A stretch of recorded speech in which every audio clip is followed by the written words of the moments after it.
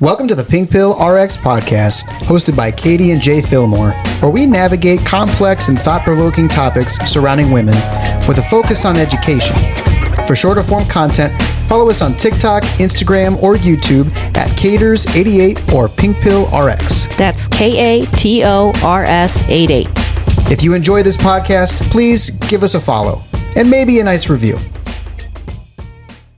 Welcome back to another episode of This Isn't Going to Feel Good Afterwards.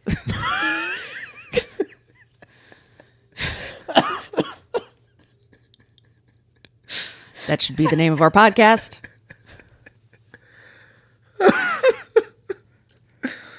Oh, there's nice to find humor in it. Yeah. Yeah. Today is a smorgasbord. There's a lot of little things. And then we're going to end probably on a heavier note as per usual. The other thing is I had mentioned a while back, this was like, I don't know, a year and a half ago, that I was writing a book. And I had gotten a literary agent. We had sent out my sample to a bunch of publishers. And unfortunately, the feedback we got back was that they didn't think that people would be that interested in the content. And the content was, the name of the book was called, or is called, I should say, because I haven't given up on it. It's How to Talk to Men Who Don't Get It.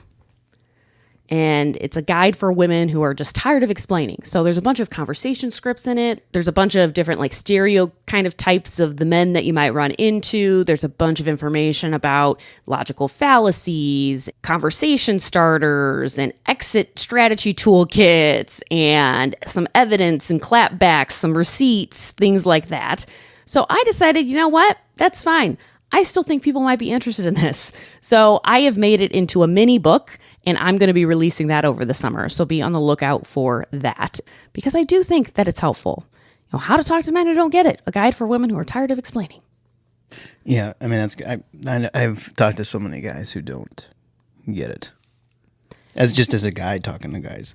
Right. And there is some cheekiness in it, okay? It's not just for women who are desperate to talk to men about these things. It's also for women who are tired of talking to men about these things. Yeah, a little fed up. Yeah, there's some tood in it. Be on the lookout for that. And hopefully that will be meaningful to somebody out there, or helpful to somebody out there. Yeah. But we're going to jump in and we're going to do a little appetizer. You are funny today. We're going to do a little appetizer. I like to collect videos on TikTok where I'm like, oh, that's a great point. Usually they're just like one-liners or like food for thought that are related to feminist things. And then I like to bring them up so that we can talk about them. So we're going to start out with that. My first one is, do you ever notice how the term girls mature faster than boys is never said as a reason why girls should be given more positions of power or authority? It only works to hold girls to a greater accountability than boys and to justify men's attraction to them.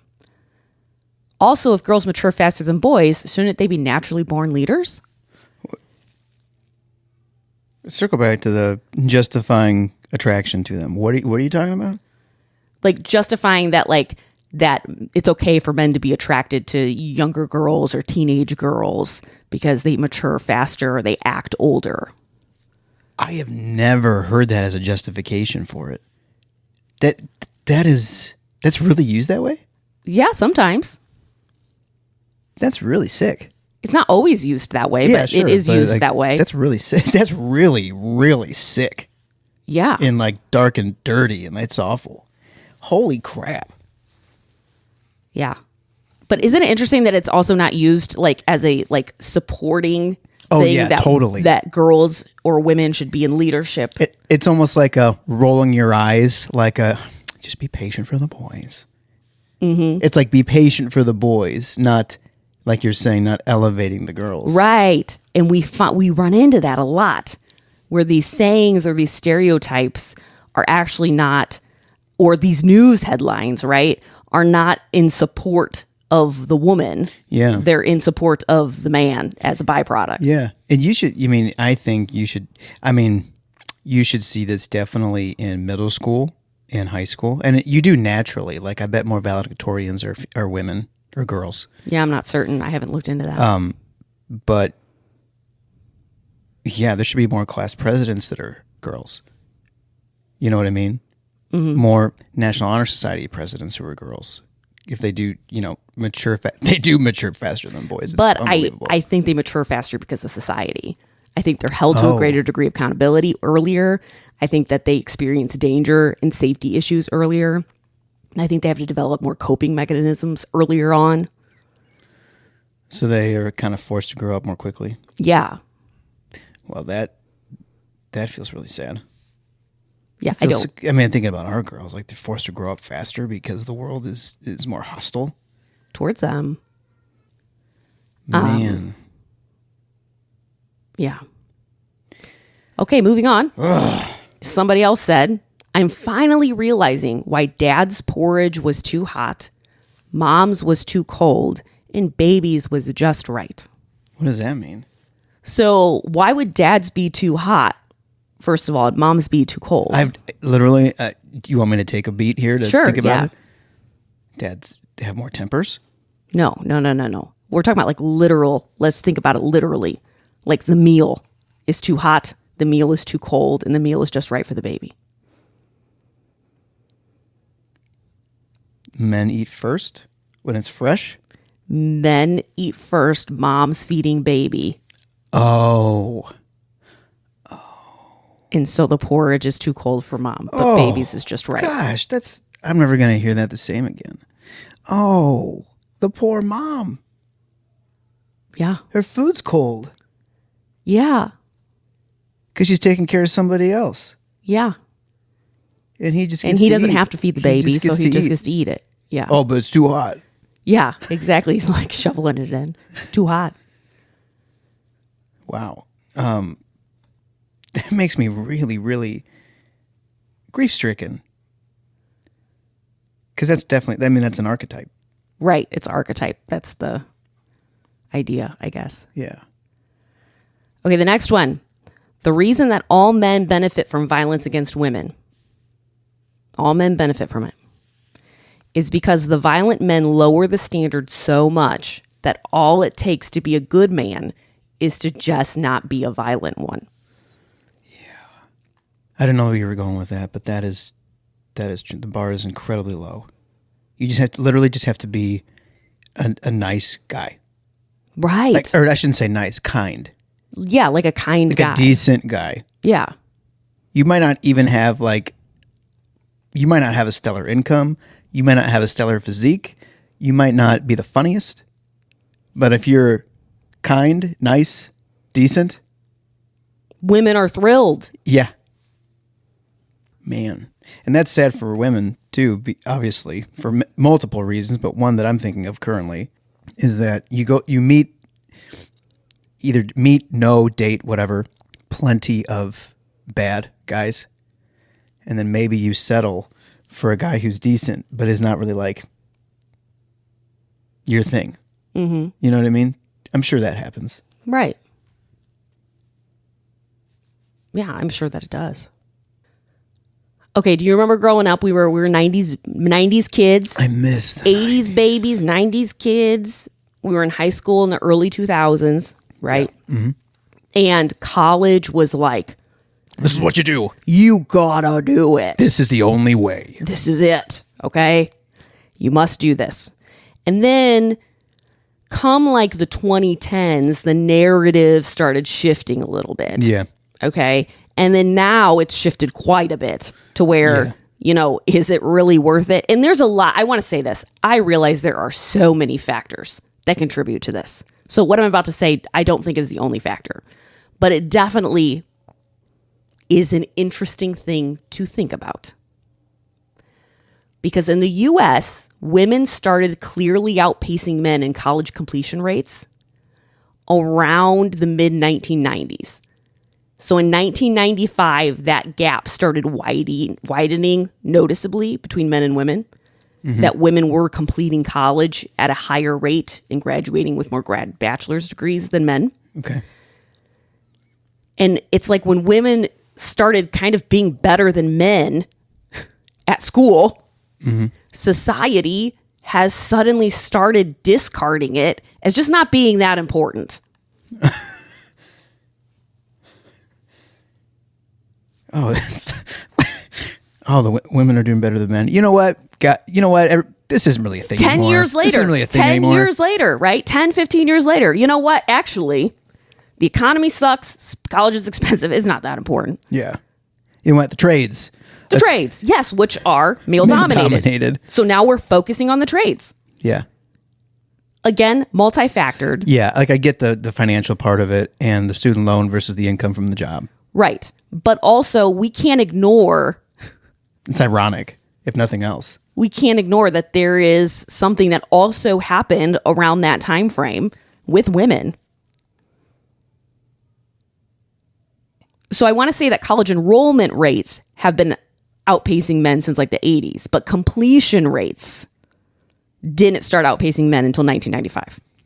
And it's just widened ever since then. And it's widened right? ever since then, yes. So I want to see more women than in higher offices if women are the ones getting the college degrees. Right. I'm sick of this. I'm sick of us running everything and everything's kind of garbage. I think a lot of people are just ready for a shift. Yeah, just change it up, man. This is awful. Yeah. You know how people debate the gender of God? Like that's a debate. Yes. I mean, in I'm not saying that it's like mainstream debate per se, but it is debating. Yeah, it's debatable.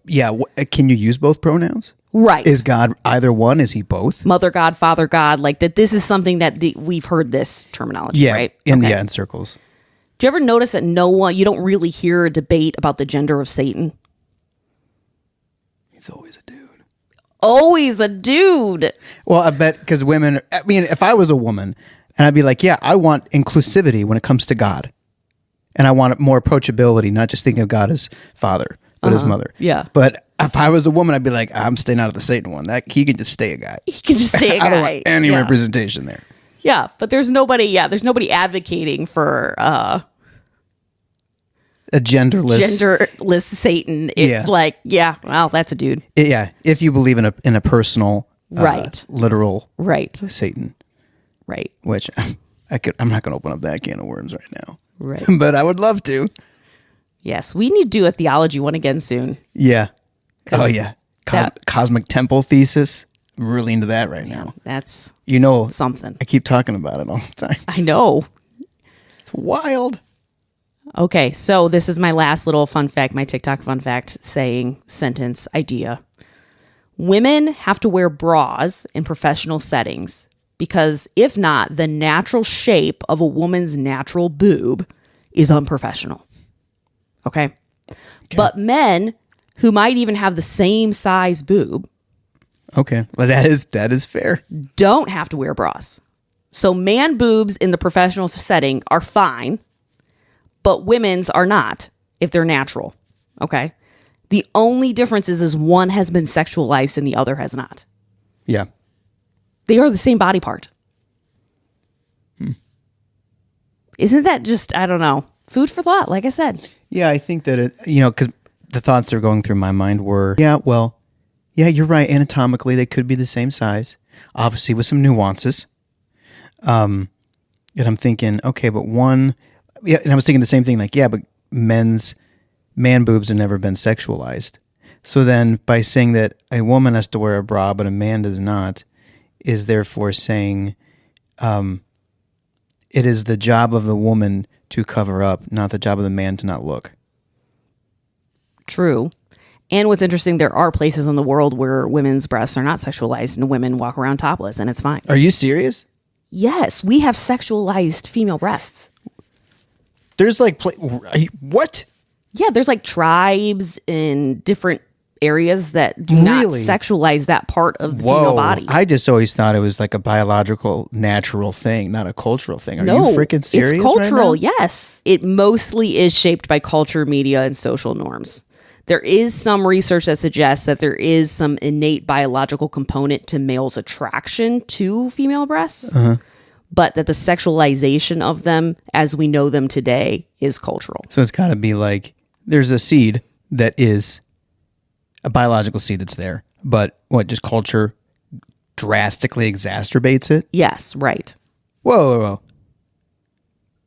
Okay, so So that's how another way that patriarchy manipulates men, because we're not naturally like that. But then the culture makes us like that. You make it even more, you amplify it. Yeah. So yes, there is a biological component there to some extent. Yeah. But the intense sexualization of it is socially loaded.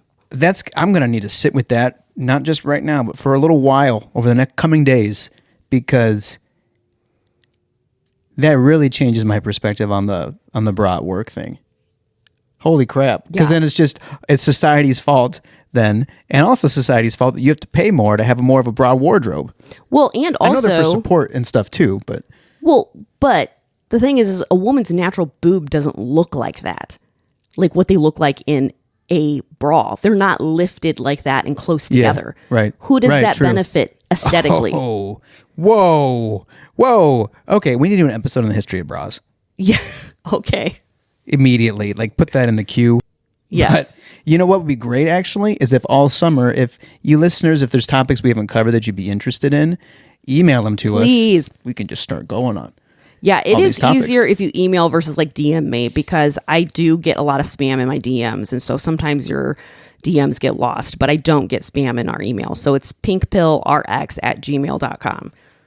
No, I know it takes an extra step sometimes, but yes, if you email it to me, it's easier. So yeah, we can do one about sexualization of breasts. What was sorry. Oh, what were you going to say? What was before bras? I think corsets. Right. Who the heck did that benefit? Right. How awful were those to wear? Yeah, I mean, sometimes they'd push women's organs out. Yeah. It wasn't to benefit them. Okay, and then we got to do a history on that. Oh my god. Oh my gosh. Yeah, after some further research, I may never look at a bra the same way again. It's a prison. I think there was a point in my life when I did not identify as a feminist, where this idea of like the braless woman or free the nip, right? Yeah. Was like, oh my gosh, like seemed just outrageous to me. But if you really know the history of the sexualization of breasts and bras and all that, it's actually, like a feminist thing to be like, free the nip, okay? Because it wasn't our choice to contain them or to cover them. Mm-hmm. It was a rule that was made for us and then implemented upon us. Yeah. And then you have to bear the cost of it. Yeah. Part of the pink tax. Right. Correct me if I'm wrong, but aren't they, is it nice to wear one? Like for support? A lot of women do not like wearing them. Really? Yes. Like you become numb to it, kind of. It doesn't relieve your back? No, I mean, I am not like large breasted enough to say that like that would be beneficial or not beneficial. Okay. But by and far from what I hear from women, there's a relief at the end of the day when you take your bra off. Well, oh my God. I haven't had a real-time realization on camera in a long time. Mm-hmm. But this is kind of blow my mind a little bit here. They do say that there is some benefit, like ergonomically, body mechanics wise, especially if you're very large breasted, like during running, walking, exercise, things like that. It can reduce the strain on your back. Okay. Absolutely. That makes sense. They do say that it is bad for your back and just body mechanics wise, especially if you have a ill-fitted bra. So if your bra doesn't fit right, that it does cause it can cause problems body mechanics wise. Like musculoskeletal? Like musculoskeletal stuff. Yes. Okay. So it usually depends on the fit, the size, the breast weight, than the bras themselves. But poorly fitting bras contribute to shoulder, neck, upper back pain, digging into straps, things like that. Okay. So, and also if you have pre-existing back pain, it can make it worse, especially if your bra is too tight or too loose, not supportive enough. Like it needs to be like just right. Right. Like the porridge. Like the porridge. Okay. However, a commonly cited figure is about 80% of women are wearing the wrong bra size. Oh my God.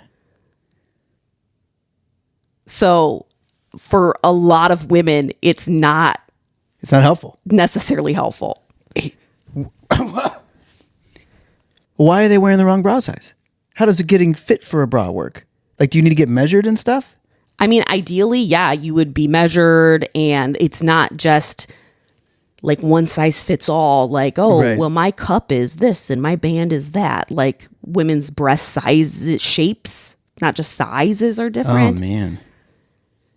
The adipose tissue, like on their body and their sides, are different. Like how squishy women are. Then I also want to know the 20% that are fitted properly. Are those beneficial or harmful? That are fitted properly. Yeah. Well, like I said, that it could be beneficial, especially for larger breasted women, according to what I've read. Yeah. So as far as the sexualization of breasts, we will cover more in depth in another episode, as well as the bra history as requested by you. Yes. I want to cover a couple news stories real quick. Have you ever heard of the 3 miscarriage rule before? No. Do you know a woman has to have 3 miscarriages before an OB will actually investigate what's going on? They have to go No. through 3 losses in the first trimester. An ectopic pregnancy, a molar pregnancy, implantation failure are not counted as miscarriages for this rule. Okay. So if you had like a molar pregnancy or an ectopic pregnancy and then you had like a miscarriage after that and then another miscarriage, you would still have to have another miscarriage. Oh, geez. So it's not failed pregnancies, it's miscarriages under a very specific definition. Okay. What's kind of cool is that the UK right now, there's a big push that is trying to push the NIH to abandon this 3 miscarriage rule and give women care before then. So like if you had 1 miscarriage, you would get like consultations about like lifestyle stuff. If you had a second miscarriage, they would test certain hormones. And then you had a 3rd miscarriage, they do genetic stuff. Okay, that makes a lot more sense. Doesn't it make a lot more sense? Yeah. And right now, even after like 3 miscarriages, at least the women that I take care of, a lot of times they only report that they're getting tested for hormones after that. They're not necessarily getting tested for a bunch of the genetic stuff or like endocrine stuff and things like that, or uterine structure, things like that they should be being tested for. There's like a whole ACOG guideline after 3 or more miscarriages that is like really detailed testing that should be done. So that's actually a really great thing that could eventually trickle down, hopefully, to the United States if that ends up becoming something that's more implemented, because women just are not given the care that they deserve post-miscarriage. Jeez. And to think that you have to go through that 3 times before you can get somebody to like pay attention to you. Yeah. Whether you could maybe investigate after the first time and possibly prevent. Right, because sometimes it's as easy as just progesterone supplementation. Like literally like a suppository you put up there that releases hormones that helps you sustain the pregnancy. Mm-hmm. So it's like not a huge intervention. Yeah. Hopefully that will trickle down, but that is a exciting thing. There was a recent, I can't remember when the sentencing happened, but this person was charged in March of 2025. It was an 18-year-old, Jesse Butler from Payne County, Oklahoma. He pleaded no contest to 10 counts of violent sex-related crimes against 2 teenagers. He was 17 when it occurred, so he was able to negotiate with the district attorney's office to be treated as a youthful offender instead of an adult. So outrageous. His sentence, because he got sentenced, was 78 years in prison for what he did. That's what he should have gotten, 78 years in prison. As an adult, that's what he should have got? That was the court sentence, but because he was a youthful offender, he qualified under a rehabilitation plan instead of incarceration. Oh, that's gross. So his rehabilitation plan consists of daily check-ins, weekly counseling, a curfew, no social media access, and 150 hours of community service to be completed by the time he turns 19. God. That's what he gets. And if he violates that, then he gets his 78 years. 10 counts. 10 counts. Yeah. Isn't that outrageous? Yeah, he's going to do it again. 10 counts? It is outrageous, but we see this often with sexual offenders, period, especially ones that are on that borderline age-wise, that they get these super light sentencing. You remember Brock Turner? The name, yeah, I remember the name. Yeah, the Brock Turner case was like a really famous case where basically the judge was like, you have your whole life ahead of you. Yeah, that's what I was thinking it was. I remember that in the news. That was a big one. That was huge. But there's so many Brock Turners out there. Yeah, because value is more put on the male offender than the female victim. Right. That's what that is. That's totally what that is. Right. There is Nicholas Fiffield, I think is how you say it. He was a recent high school graduate, Des Moines, Iowa, accused of sexually assaulting a mentally handicapped woman. Oh my God. Okay. And you know what the judge said? Prison would not do this kid any good. So he got a super light sentence and a rehabilitation plan. Yeah, okay. But then, like, is the public going to be subject to his aggression? Yeah. Right. And so it happens all the time. And in fact, statistically speaking, overall, only 2% of perpetrators actually get jail time. Whoa. 98% of them walk free. For every 1,000 sexual assaults, 50 reports lead to arrests, 28 cases lead to felony convictions, and only 25 perpetrators are sentenced to any kind of incarceration. Oh my, whoa, why? Because of the justice system and how it treats sexual assault. So no wonder why people don't like to report. Yeah, because chances are it's not going to lead to... No, it's going to just mess up your life. Only about 310 out of every 1,000 survivors actually report to police. 80% of female college students do not report to the police. When adults 65 years or older experience sexual violence, 72% do not report to police. There was a survey done between 2005 and 2010 with survivors. Why didn't they report? 20% feared retaliation. 13% believed the police would not do anything to help. 13% believed it was a personal matter. 8% reported to a different official. 8% believed it was not important enough to report. 7% did not want to get the perpetrator in trouble. 2% believed the police could do nothing to help them. And 30% gave another reason or did not cite a reason. And nearly every minute, someone in the U.S. is sexually assaulted. And every 9 minutes, that someone is a child. And you would say, well, but not every man, right? Not every man does this. However, there was a journal article in 2026 where they surveyed 2,689 men ages 18 to 34 in the U.S. and Canada. It was anonymous reporting, so they could say whatever they wanted. And 95.1% of respondents said that they had used at least one coercive or forceful strategy to get sex from a woman who had not consented. And that almost all of these incidents were described as successful. What was it? How many were in the study? 2,689. Anonymous reporting produced very high self-reported rates of sexual aggression on young men between the ages of 18 and 34. So that's the heavy note we're ending on today, because I saw that come across my news feed and I immediately was like, are you freaking kidding me right now? He's got to do 150 hours of community service. That's going to rehabilitate him? Yeah. Right, exactly. Does he have to register as an offender? You don't register as offender unless you offended a minor. But the offense was against a minor. But he was a minor at the time. A minor himself. Oh my God. So yeah, he just gets off. 10 counts. Right. 2 women. 2 girls. I shouldn't even say women. They were girls. And only 2% in general go to jail. Not a feel-good episode. I hope for those of you listening, something was intriguing or sparked a curiosity, or you felt affirmed or challenged. Stay educated. Take the pink pill. If you enjoyed this podcast, please give us a follow and maybe a nice review.